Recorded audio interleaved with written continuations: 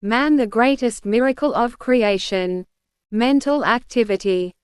BD0644 from October 29, 1938, taken from book number 14. The Lord's ways are marvelous, and by completely submitting to God's will the human being is always visibly guided towards what serves his soul's perfection.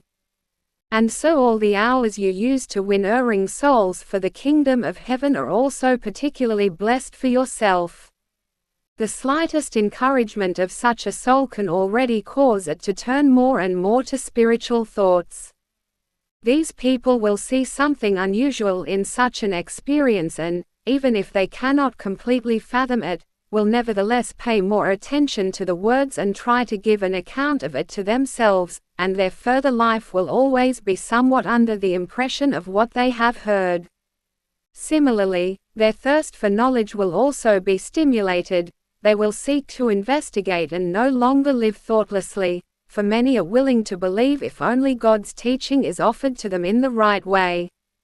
That is why people on earth should use the time and diligently seek and investigate, only always on the path of the heart. They should never switch off God when faced with the most important, solely unsolvable question of life, but ask their Creator for an answer, and this will then become clear and undoubted. For God alone is able to solve this question and will instruct man and give him explanations according to his desire and willingness to believe. Man is indisputably the greatest miracle of divine creation and was truly not created this way without meaning and purpose. All functions of the body serve to maintain and determine it, and likewise the activity of thought must also be based on a certain intention which aims at more than just the exercise of earthly activity. It must be clear to the human being that, if many miracles of divine creation exist apart from him, visible and invisible to man, the activity of thought can and must also extend to such. For what else would the whole of creation be for if man, standing completely apart from it, could not make it the center of all mental activity? How could everything be explained if all research appeared to man to be completely pointless and no connection whatsoever could be established between human thought and creation in the universe?